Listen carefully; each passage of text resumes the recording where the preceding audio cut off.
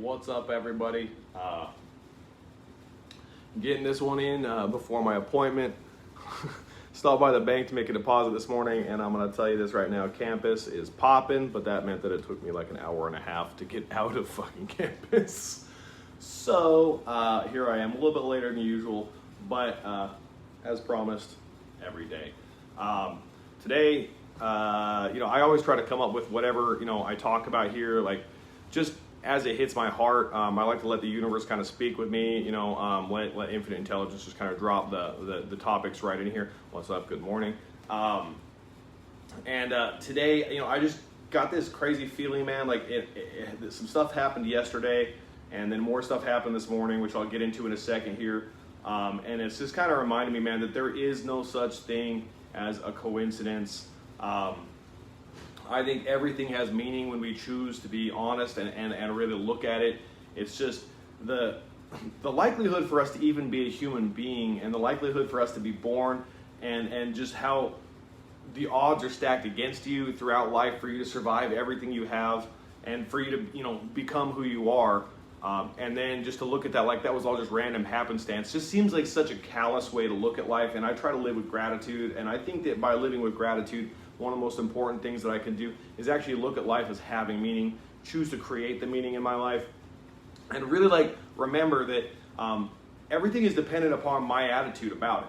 So that's a really, really powerful concept.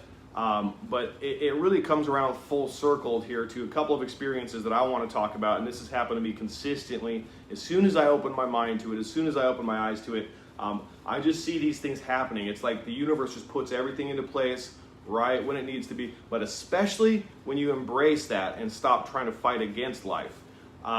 When you lean into the changes that happen in your life, and you lean into the things that you should be doing, the universe provides. Infinite intelligence will absolutely drop the things in front of you that you need to know and you need to have happen. And so, for example, yesterday a lady and a younger lady came in, and they had a baby with them. And usually I'm immediately like, oh, man. But I tried, just open my mind to it, and I was like, hey, what's up, folks? What can I help you with? And they started talking to me about, I might have been the guy that did this tattoo or something or other, and it was like this. They were trying to figure out who did this tattoo for their son, or for her son and the other lady's fiance, and that he had passed on. And I was like, oh, I'm so sorry. We'd love to try to help you figure that out. It's going to be hard. If they used to work here at Bleed Blue and it was Bleed Blue, I don't know how I'm going to find that. But I'll do my best to try to look at it and see if maybe I can lock down where like a design might have been, or where somebody, might have drawn their inspiration from. Well, we start talking, and she lets me know that, hey, this is actually, you might have seen it on the news, but this man that died in Georgetown this last week from just a freak accident during a welding on a dump truck, I think it was, or like some sort of a large truck, a tractor trailer, and it exploded. Totally horrific, tragic as can be. But here's the wild thing. The person that happened to also happened to be a childhood friend of an artist whom I just hired and was on his second or third day here. Okay? Just the likelihood for those events to cross each other like that is so infinitesimal.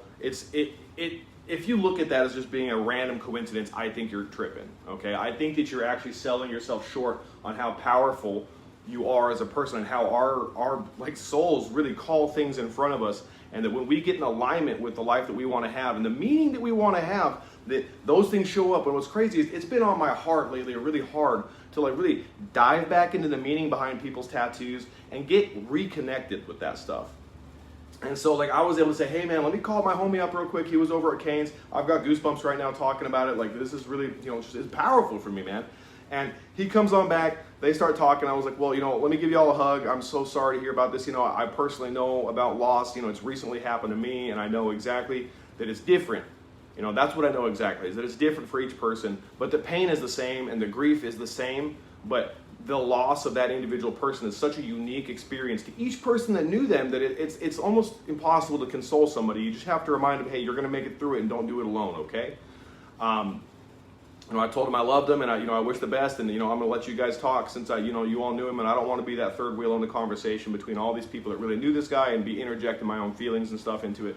So I walk downstairs, and I'm talking to Peyton, and I'm talking to JJ, our piercer, and no shit, like almost instantly, a cardinal flies from across the street, and we're in a city. There's not a lot of birds out here, okay? Like, there's not a lot of birds out here, and this cardinal flies right across the street and lands on a tree directly where I can see it, and just chills there for a few minutes. I managed to get a couple pictures of it. They were kind of far off. He didn't want to let me get too close or whatever, but I don't know if you know this. A lot of people look at cardinals as being a sign of like a lost loved one, or when you're grieving, that it's like that soul of that person that's like coming here to comfort you and remind you that they're still with you. But again, like massive goosebumps from that. It just hit me like a ton of bricks. I was like, wow, man. It was just like, I opened myself up to wanting to help these people with something that was honestly probably an almost impossible task, just to locate the guy that did a tattoo for them in this shop. I don't know how many years ago, with the description of he was tall and skinny, which fits a lot of tattoo artists, But I just opened myself up to the idea. I started talking to them. I looked at some pictures, and they opened themselves up a little bit, got vulnerable with me, talked about their experience and who it was. And it was like, as soon as we both opened ourselves up, like bam, like those connections just started happening, and everything dropped into place. And now they get to have this crazy, meaningful situation where somebody that grew up with this man is going to be able to help them through their grieving process, and vice versa. He gets to have this meaningful experience by helping them. That's fucking powerful. Like, so powerful, okay, guys? Like, I can't describe to you how incredible that is for those things to happen. And again, I walk up in here today. We're having a consultation. I'm having a consultation with this lady, and she lets me know, her son passed from, kind of a freak accident, essentially, out in California. And she's showing me all these pictures. I'm telling her, hey, I'm booked out for a long, long time, but we'd love to help you. And she wants a lot of color, and as you know, I've been kind of, dialing back on the amount of color I do lately. And I'm like, hey, I actually think that I have this guy named Josh that would do an incredible job tattooing this for you.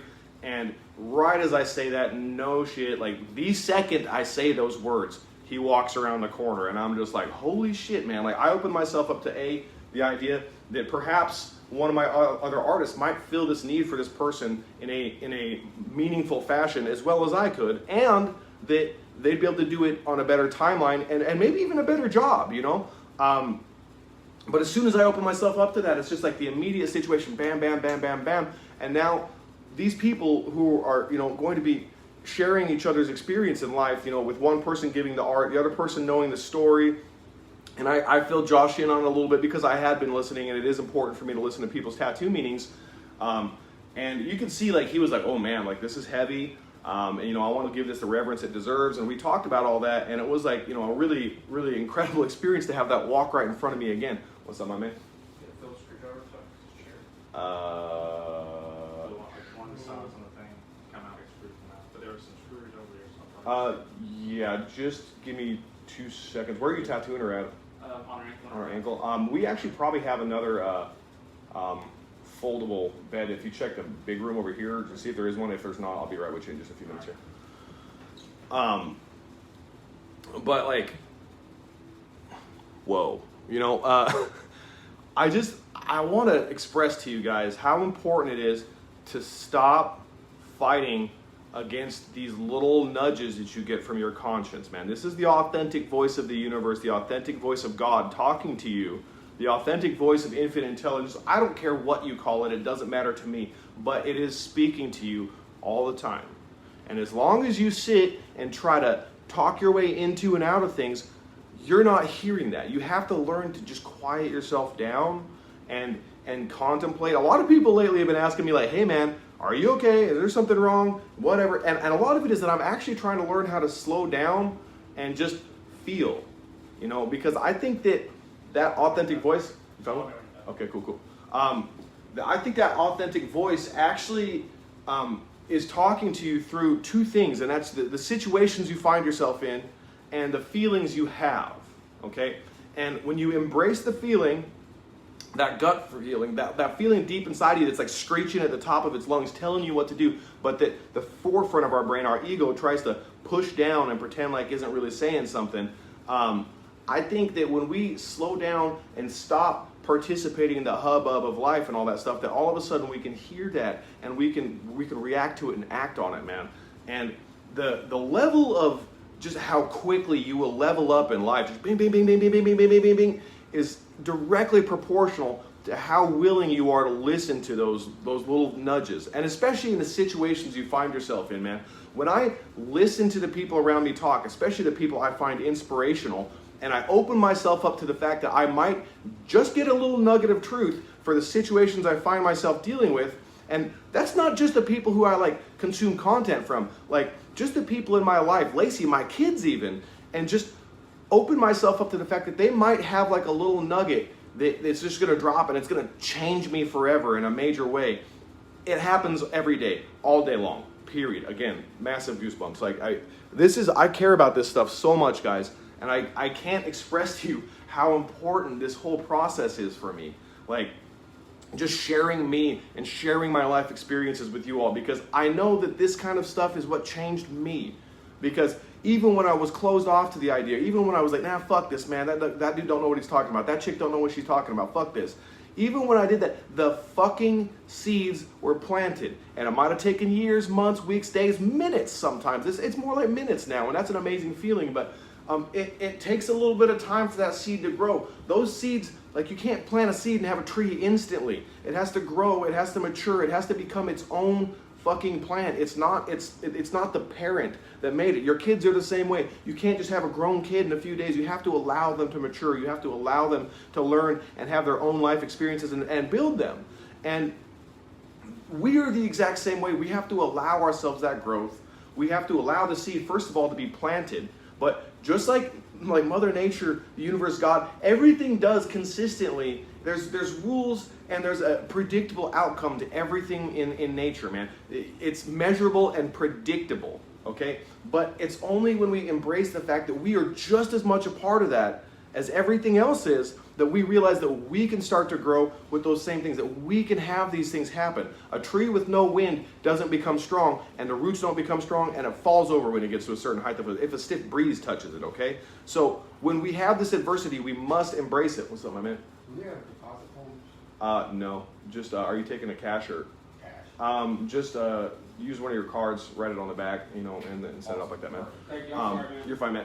When we have this adversity in our life and we listen to the situation, again, this is the nudge from infinite intelligence. This is the nudge from the universe, from God himself, whatever you want to call it, nudging you to grow with the difficulty. Because when you avoid it, it multiplies itself, because now you've lost the time that you would have gained by learning that and becoming stronger, and you have to relearn it again. You've literally lost time, which is a massive, massive punishment that I believe that the universe, that whatever you want to call it, inflicts on us when we are not in alignment with what we need to be doing. So when we choose to be in alignment, when we just recognize that there are powerful signals all of the time that are being given to us by life itself, we will level up and we will become the person we're meant to be so much faster. This particular live video right now probably is, to me, one of the most meaningful ones I've done. Like, again, just goosebumps over and over and over again, because I'm just being me and I'm talking about my experiences and I'm allowing just who I am and what I think and feel to come through. And most of us spend our whole lives putting on mask after mask after mask, trying to fit into wherever the fuck we're at, instead of just being unapologetically ourselves and unapologetically following that authentic voice into our calling. We all have gifts and we all have callings, and I think the callings are those nudges that we get. I think the callings are those things that the situations put us in, because here's the reality of my life. I've had the gift of passion of art. I wasn't gifted a skill of art. I was gifted the passion for wanting to do it. But actually the weird part about that is that I have to use that gift in moderation so that I can actually chase my calling. The gift feels nice, but it was given to me for free. The passion was given to me for free. I must cultivate the passion, and I have to cultivate the attention that I give this thing I'm doing right now, this coaching, this whatever you want to call it, the influencing and the positive mentality and everything that I'm trying to kind of push out here into the world right now. This is something I have to work at. I have to work at creating this passion. I don't always want to do one of these things. In fact, a lot of the time I don't. But what happens is that the more often I do it, I gain a passion for becoming the person I know I'm becoming, because that nudge is so strong. Justin, you know you need to do this. Justin, there's somebody out there right now that needs to hear this fucking message. Justin, if you don't open your mouth, there's somebody that's going to go without the lesson that they need. And I'm not saying I'm not powerful, but I'm saying that I have the ability to plant the seeds that the higher intelligence of the universe is trying to plant into your life. I didn't create the fucking seed. I didn't create the idea. I'm just dropping it in the soil of your mind. And the only reason I'm doing that is because I'm called to do it, man. I'm called to do it. And if I fight this calling, every time I do it, every time I fight this calling, it hurts me inside. And that's a wild thing to say, because it's actually gotten to the point where it's like when I get ready to start doing art all the time and like just dumping all of my attention to that stuff, I hear this voice in the back that's like, Justin, I know you love painting. I know you love art. I know you love this. I know you love tattooing 24/7. But there's people out there that need this message. And they won't hear it if all you ever do is focus on yourself and your own growth. There's no mistakes. Just remember that. Those feelings that you get, those little nudges, as soon as you embrace them, everything changes. I love y'all. DM if you'd like to talk.